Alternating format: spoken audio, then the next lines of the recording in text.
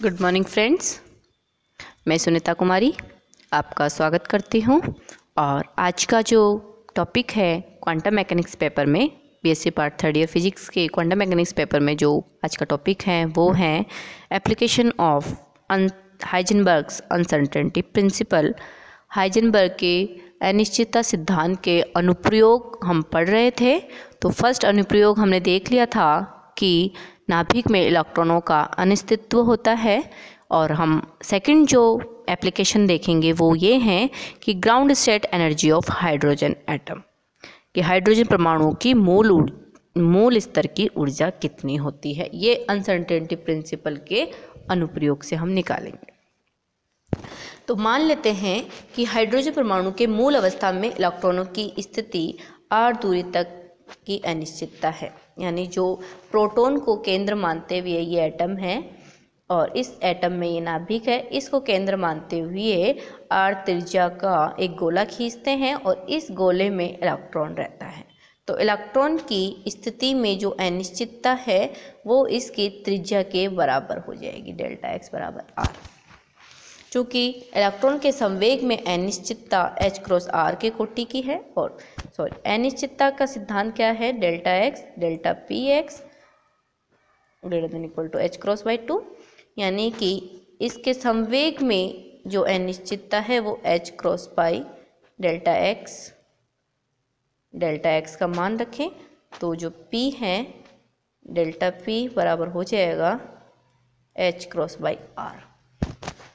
तो इलेक्ट्रॉन के संवेग में अनिश्चितता h क्रॉस बाई r की कोटि की है, अतः परमाणु में इलेक्ट्रॉन का जो संवेग है वो मिनिमम संवेग इस अनिश्चितता की कोटि का होगा, जो कि h क्रॉस बाई r है। तो ये है इलेक्ट्रॉन की स्थिति में अनिश्चितता, ये इलेक्ट्रॉन के न्यूनतम संवेग आ गया। इलेक्ट्रॉन की हम यदि गतिज ऊर्जा निकालें तो इलेक्ट्रॉन की गतिज ऊर्जा है हाफ mv², और यदि हम p के रूप में देखें तो mv² तो 2m, तो हम इसको लिख सकते हैं p²/2m। और p इस अनिश्चितता का मान रखते हैं तो जो गतिज ऊर्जा है h cross square 2m r², ये हो गई kinetic energy of electron in atom. और जो पोटेंशियल एनर्जी है वो होती है -ke²/r। तो इलेक्ट्रॉन की जो कुल ऊर्जा है वह है गतिज ऊर्जा प्लस स्थितिज ऊर्जा। इसमें यदि इसका मान रखें तो हमारे पास में जो इलेक्ट्रॉन की जो कुल ऊर्जा है वो आ जाती है ke²/r। और यह परमाणु के मूल स्तर की ऊर्जा न्यूनतम होती है। यहाँ पर संवेग न्यूनतम है तो उसके रेस्पेक्ट में जो ऊर्जा है वो भी न्यूनतम होगी। तो यह मिनिमम ऊर्जा है, और मिनिमम ऊर्जा में जब हम कोई परिवर्तन करते हैं किसी भी मिनिमम राशि में तो उसमें परिवर्तन होता है 0। अतः इस समीकरण का हम r के सापेक्ष अवकलन करके उसको 0 के इक्विवेलेंट पुटअप कर देते हैं। तो ये आ जाएगा h क्रॉस स्क्वायर 1/r² का आ जाएगा -2m r³ माइनस 1/r का आ जाता है -1/r² माइनस प्लस ke²/r², और इसको 0 के इक्विवेलेंट पुटअप कर देते हैं।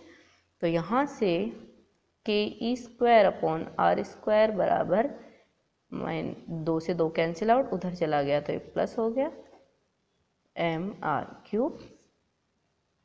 तो यहाँ से जो r आता है वो है r² से, ये r से इधर 2 कैंसिल आउट, बच गया 1 इधर आ जाएगा, तो h क्रॉस स्क्वायर kme²। ये इसकी स्थिति में अनिश्चितता है।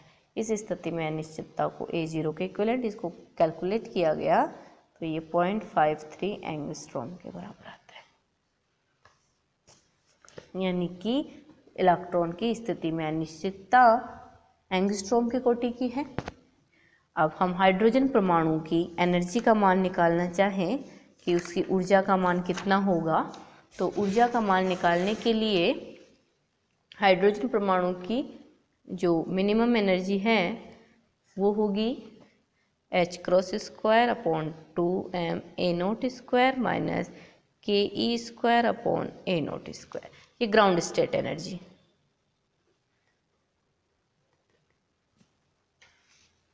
क्योंकि हमारे पास में ये है मिनिमम पोजीशन, मिनिमम जो न्यूनतम स्थिति है उसकी ये है। न्यूनतम स्थिति आ गई तो उसके सापेक्ष जो ऊर्जा होगी वो मिनिमम है। तो मिनिमम जो उसकी ग्राउंड स्टेट एनर्जी है हाइड्रोजन परमाणु की वो कैलकुलेट की गई। तो यहाँ पर ए नोट का मान रखते हैं। तो ये जो ई मिनिमम है वो h×2/2m। ए नोट का जो मान है वो हम पिछले वाले उससे निकाल सकते हैं कि हमने जो ए नोट का मान है यहाँ पर h×2/k m0 m² तो यहाँ पर हमने रखा तो h/k/m² माइनस k² पहले से था, ए नोट का मान रखेंगे h×2 और यहाँ पर आ जाएगा km², ये इसका स्क्वायर और ये इसका स्क्वायर।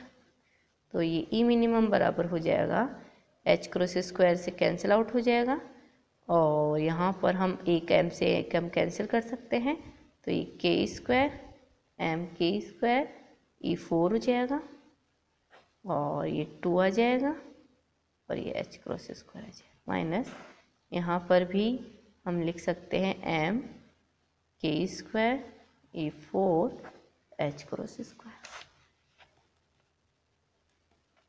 यहाँ पर देखिए तो ये माइनस का 1 बच जाएगा, आधे में से -1 में से गया तो m² E4 अपॉन h×2।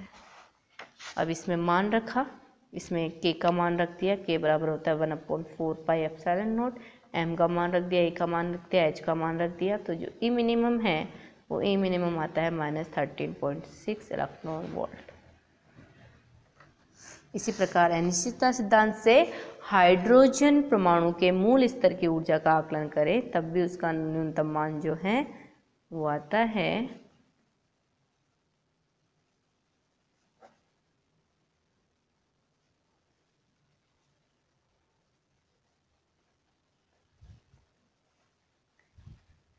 अतः हम कह सकते हैं कि हाइड्रोजन परमाणु के मूल ऊर्जा स्तर का मान अनिश्चितता सिद्धांत के अनुसार सही प्राप्त होता है।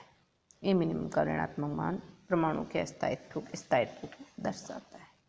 अतः हम हाइड्रोजन परमाणु के ग्राउंड स्टेट एनर्जी का मान जो है वो शुद्धता के साथ में कैलकुलेट कर सकते हैं कि ये नेगेटिव होता है यानी कि इसके परमाणु का स्थायित्व है। तो हाइड्रोजन परमाणु के स्थायित्व को अनिश्चितता सिद्धांत के अनुसार बताया जा सकता है। ओके, आज के लिए इतना ही।